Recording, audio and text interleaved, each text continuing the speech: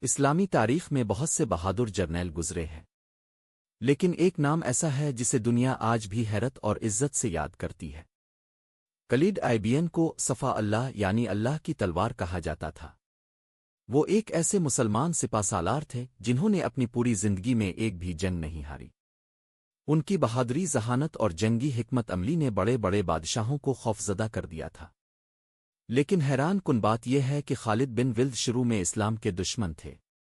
وہ عرب کے مشہور جنگجو خاندان سے تعلق رکھتے تھے اور بچپن ہی سے گھوڑ سواری، تلوار بازی اور جنگی حکمت عملی میں ماہر تھے۔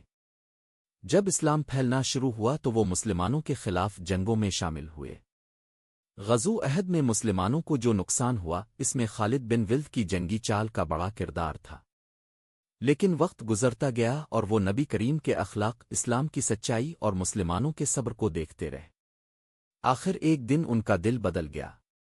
وہ مدینہ پہنچے اور نبی کریم کے ہاتھ پر اسلام قبول کر لیا۔ نبی کریم ان کی صلاحیت کو جانتے تھے، اسی لیے اپنے فرمایا کہ خالد اللہ کی تلواروں میں سے ایک تلوار ہے۔ اسلام قبول کرنے کے بعد خالد بن ولد نے اپنی پوری زندگی اسلام کے لیے وقف کر دی۔ پھر وہ وقت آیا جب مسلمانوں اور رومی سلطنت کے درمیان جنگ موتیں ہوئی۔ مسلمان صرف چند ہزار تھے جبکہ دشمن کی تعداد لاکھوں میں بتائی جاتی ہے۔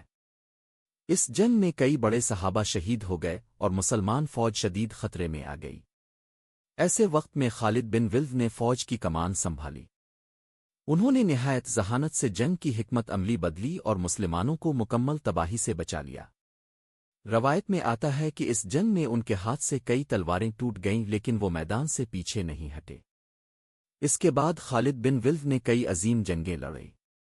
انہوں نے فارس اور روم جیسی سپر پاورز کو شکست دی۔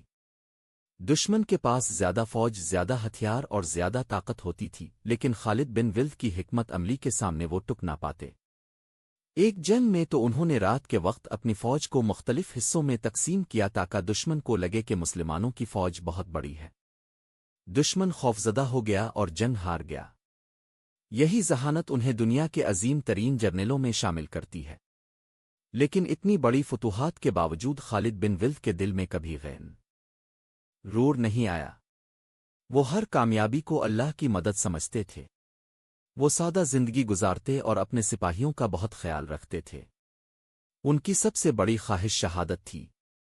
انہوں نے اپنی زندگی کا زیادہ حصہ میدان جنگ میں گزارا، لیکن آخر میں ان کی وفات بستر پر ہوئی۔